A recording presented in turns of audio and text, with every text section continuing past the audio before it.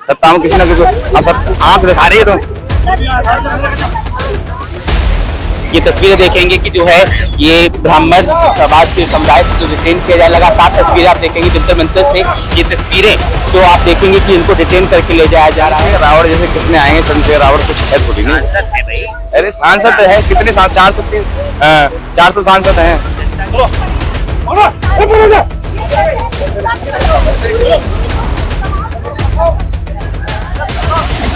तस्वीरें देखेंगे आप, तस्वीरें देखेंगे कि जो है यहाँ से डिटेन किया जा रहा है। तमाम तस्वीरें जो आप देखेंगे, लगातार तस्वीरें जो जंतर मंतर से इन लोगों को परमिशन नहीं दी गई थी। इसकी मूछ नहीं, चंद्रशेखर रावण मूछ रख रहे हैं, किसी ने कटवाई। काफी लोग घोड़ों में चलने चली चीज क्या है, सब भ्रामक बात है। अब आपको मैं यूपी में हमें मुख्यमंत्री से कोई दिक्कत नहीं है, योगी बाबा से हमें दिक्कत है मोदी और अमित शाह। लड़ूंगा और मैं जब तक वस्त्र भी नहीं पहनूंगा तब तक ये आंदोलन नहीं खत्म होगा। इन पुलिस वालों ने जो मेरे वस्त्रों को फाड़ा है, जो अत्याचार मुझ पर किया है, मैं बस में बैठ रहा था, मैं अपनी आवाज उठा रहा था, पुलिस ने मुझे जबरदस्ती खींच कर गिराने का योगी जी से कहना चाहते हैं अपनी बीजेपी की सीट छोड़े, अपनी नई पार्टी बनाए, उन्हें हम जिताएंगे, हम भरोसा दे रहे हैं।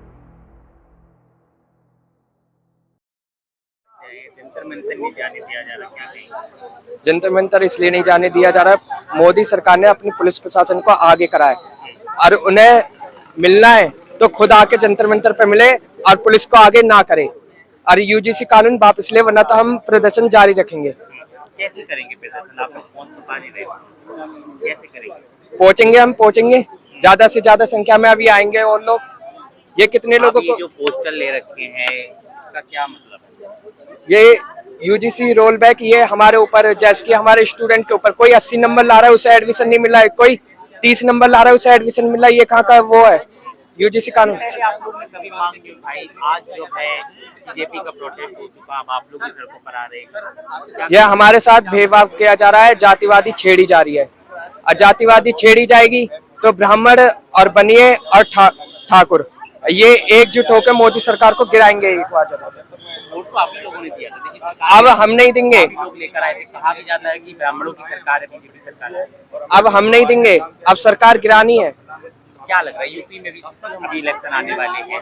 यूपी में हमें मुख्यमंत्री से कोई दिक्कत नहीं है, योगी बाबा से हमें दिक्कत है मोदी और अमित शाह। हाँ जी, हम योगी जी से कहना चाहते हैं अपनी बीजेपी की सीट छोड़े, अपनी नई पार्टी बनाए, उन्हें हम जिताएंगे, हम भरोसा दे रहे हैं।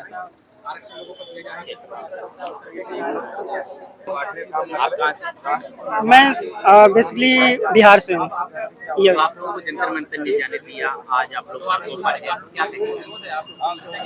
मैं यही कहना चाह रहा हूँ कि जैसे सीजीपी वाले ने प्रोटेस्ट किया था तो उनके साथ उनको, मेरा मानना है कि उनको वहाँ पे भी आरक्षण मिला था क्या?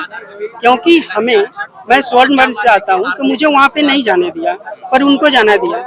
तो इसमें क्या मैं क्या समझूं कि आरक्षण बेसिस से प्रोटेस्ट भी आरक्षण बेसिस गवर्नमेंट कर दी, मतलब जनता की यहाँ पे कोई वैल्यू नहीं है।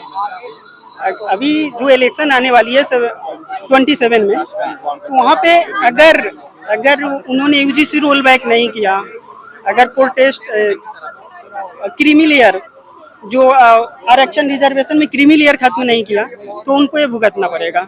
जो अपकमिंग इलेक्शन है यूपी में उनको ये भुगतना पड़ेगा, इनका मतलब उनका परिणाम उनको मिलेगा। आप क्या कहेंगे? आपको वायरल हो रखे थे, गाड़ियों से भी आपको खींचा गया था।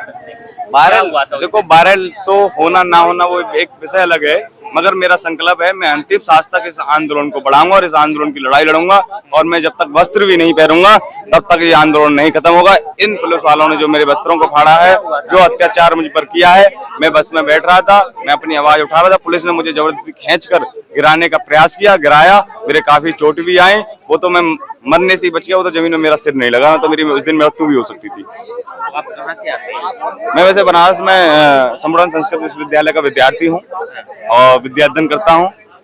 मेरा मूल निवास जनपद बुलंदशहर का रहने वाला हूँ। आरक्षण हटाने की मांग कर रहे हैं जी, आरक्षण हटाने की बात हम नहीं कर रहे, हम कह रहे हैं जो गरीब तबका है, जो गरीब लोग हैं, जो दलित गरीब हैं, उनको आरक्षण का लाभ मिलना चाहिए, उनको आरक्षण का लाभ नहीं मिल पा रहा। तो गरीबों पर अत्याचार तो वो तो कह रहे हैं कि ब्राह्मणवाद सबसे ज्यादा फैला हुआ है, गरीबों पर अत्याचार करते हैं आप लोग, ब्राह्मण नहीं रखने देते, पानी नहीं पीने देते, घोड़ी नहीं चढ़ने देते। हाँ, ये सब आरोप लगाते हैं। किसकी मूछ नहीं, चंद्रशेखर रावण मूछ रख रहे हैं, किसी ने कटवाई। काफी लोग घोड़ों पे चलने चली, चीज क्या है, सब भ्रामक की बात है। अब आपको मैं स्पष्ट कर देता हूँ, जब दो भाई आपस में होते हैं, झगड़ा होता है, जब गांव में दो जातियां होती हैं तो आपस में झगड़ा स्वाभाविकता होना, सगे भाई होते हैं उनमें भी झगड़ा होता है, उनमें क्या आप जाति का नाम दोगे? वहाँ क्या होता है कि आपस में झगड़ा हुआ मेड़ के ऊपर, मैं जाति का नाम दे दिया। ये सबसे ज्यादा जो जातिवाद फैल रहा है सोशल मीडिया से फैल रहा है, सबसे ज्यादा इस देश में जातिवाद फैलाया है तो चंद्रशेखर रावत ने फैलाया। मैं तो सरकार से अनुरोध करता हूं कि ऐसा कानून बनना चाहिए जो जातिवाद फैलाए उसके। तो है चंद्रशेखर रावत, जब तक मैं गद्दी पर बैठूं आरक्षण कोई नहीं हटा सकता। चंद्रशेखर रावत जैसे कितने आएंगे, चंद्रशेखर रावत कुछ है थोड़ी नहीं। सांसद है भाई। अरे सांसद है कितने, 400 सांसद हैं। जनता की पसंद है, जनता लेकर आई है। जनता की पसंद है, जनता लेकर आई है। किसको? चंद्रशेखर रावत। जनता सांसद एक नगीना से है, पूरे भारत से थोड़ी नहीं है, पूरे भारत से है क्या? मुख्यमंत्री तो फिर हाँ नगीना से है। नगीना इसलिए है कि वहाँ मुस्लिम बाहुल क्षेत्र है, इसलिए जीत गए वो। मुस्लिम जय भीम और मीम का नारा है उनका। दिक्कत क्या है? बाबा साहब के संविधान में तो बात व्यक्त की गई थी। नहीं, मैं बाबा साहब का बहुत आदर करता हूँ। बाबा साहब बहुत अच्छे विद्वान व्यक्ति हैं और इस राष्ट्र के लिए उन्होंने बहुत योगदान दिया है।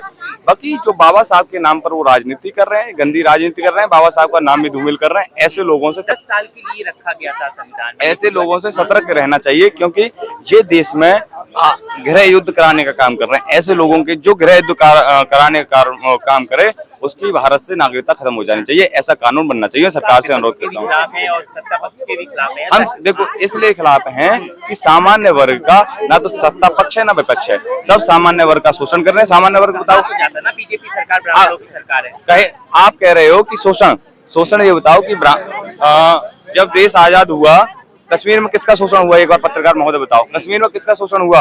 हिंदू ब्राह्मण जो थे, ब्राह्मणों का हुआ। और जब मुगल शासन से सबसे ज्यादा शोषण किसका हुआ?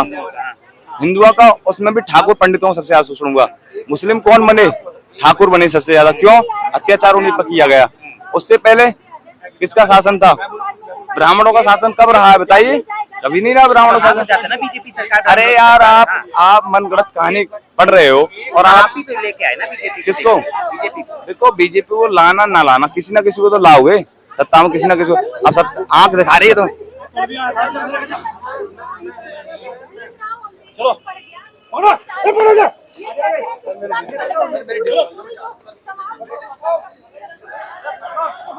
तस्वीरें देखेंगे आप, तस्वीरें देखेंगे कि जो है यहाँ से डिटेन किया जा रहा है। तमाम तस्वीरें जो आप देखेंगे, लगातार तस्वीरें जो जंतर मंतर से इन लोगों को परमिशन नहीं दी गई थी, उसके बाद जो है